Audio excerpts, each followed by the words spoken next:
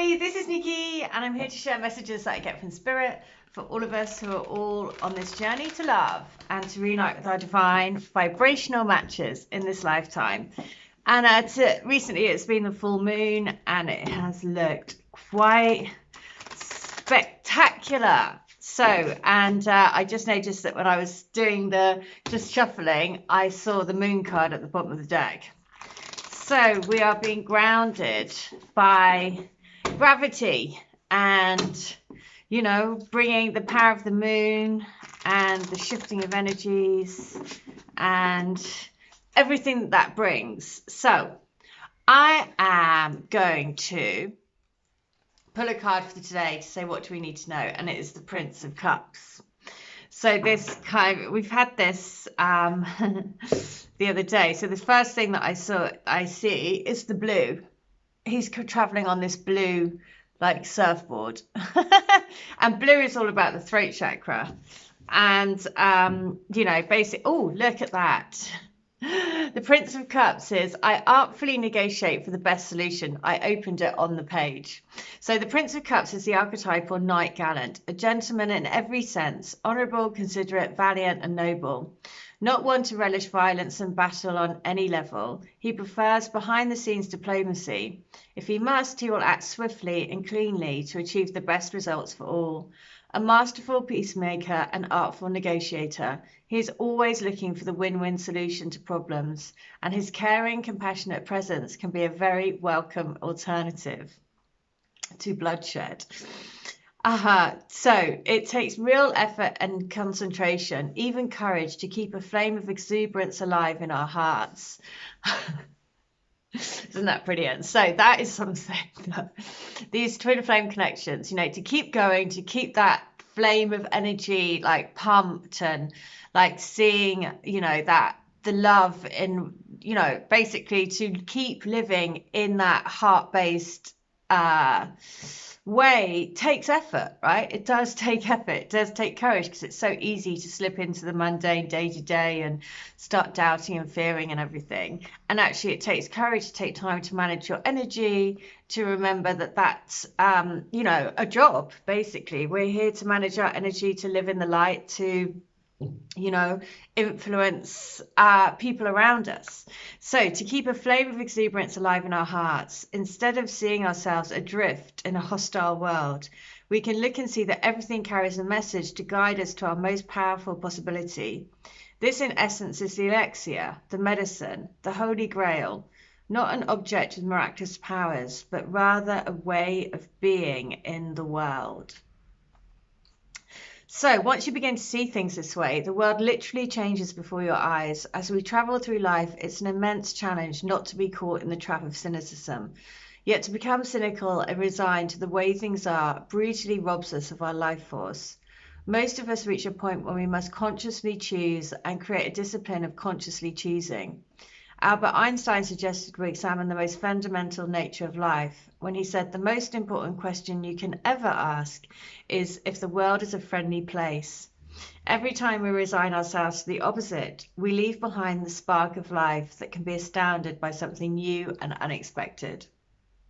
So the Prince of Cups says that we are ready to rise to a challenge and attain an emotional goal and be poetic and romantic. So, yes, being poetic and romantic, delivering this cup of love, you know, and I'm going to share letter 136 today. So I share, you know, so when I also do healings for people, and when I do healings for people, I basically lay crystals on me, and I basically do some chanting, and I connect to their energy. And I see things like it just comes in front of me like a film, and I see things and hear things. And anyway, and so it always kind of astounds me. But one of the things yesterday was seeing a whole flock of birds. Now if you've seen the Notebook, the film, that keeps being a real message recently. But the Notebook, the film, there's a scene where Noah takes out Ali is her name, and they go into this place and they're just surrounded by white birds, and it's just so beautiful and romantic. And the white bird is the symbol of peace and freedom and kind of, you know, and basically purity. And that's what all of these connections are. And that's something that I saw yesterday when I did a healing for somebody. And you know, basically the symbology is that, you know, very often we are fearful of our own, looking at in the mirror and seeing yourself, and being aware of what, so very often we're our own worst enemies, aren't we? So we don't want to see what our what's the word? Yeah, we don't want to see what we need to heal within us, because it's a painful process.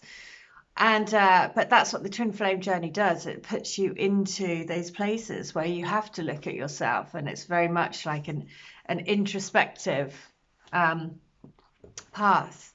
So 136, this is the letter that wants to come through, so I'm going to read it. So I want you to know that from the very first time I saw you this time around, it was like a bolt of lightning shot through my body, so powerful. I was totally not expecting it and didn't know what to make of it all. You just don't have that with anyone else. Not an electric magnetic reaction. It's the feeling of putting your hand on an electric fence. I was thinking, what is this? It shook my senses, shook my brain, challenged me to the core, challenged all my beliefs and my understandings of the world that we live in. And for that, I am so grateful. You raised me up in my light. You raised me up in your light. With your light, please stay with me. It's a journey that we are both in together. Please trust in me. Believe in the power of what love can do. Okay, so that like electrical charge that goes between you, you know, like it is crazy. So I want to tell you how divinely beautiful you are in every way. I want you to know that you light up a room when you walk in. Your beautiful soul is like a shining, guiding star that twinkles inside of me. Lately, I've been feeling you more and more, like pins and needles going through my body when I think of you. It starts at my heart and sends out ripples of tingles all over me. It's an incredible sensation. We have such a beautiful connection. We have such a beautiful love. I cannot wait but to start our love affair and to be able to write our love story day by day, night by night, year by year, just what I was saying, the notebook. It is going to be our final chapter, the chapter where we fall hopelessly in love every single day for the rest of our lives until eternity. Okay, so, you know, just all kinds of beautiful. It is, yeah, it is pretty special. So I want you not to worry about us. Think of it like we're in a long distance relationship.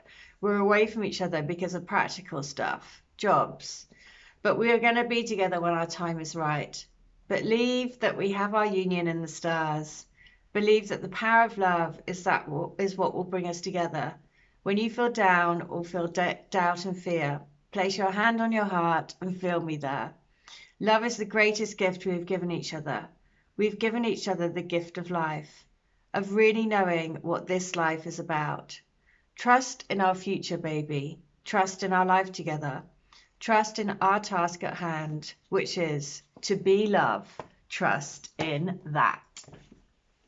Okay, so that is the message. Trust in that.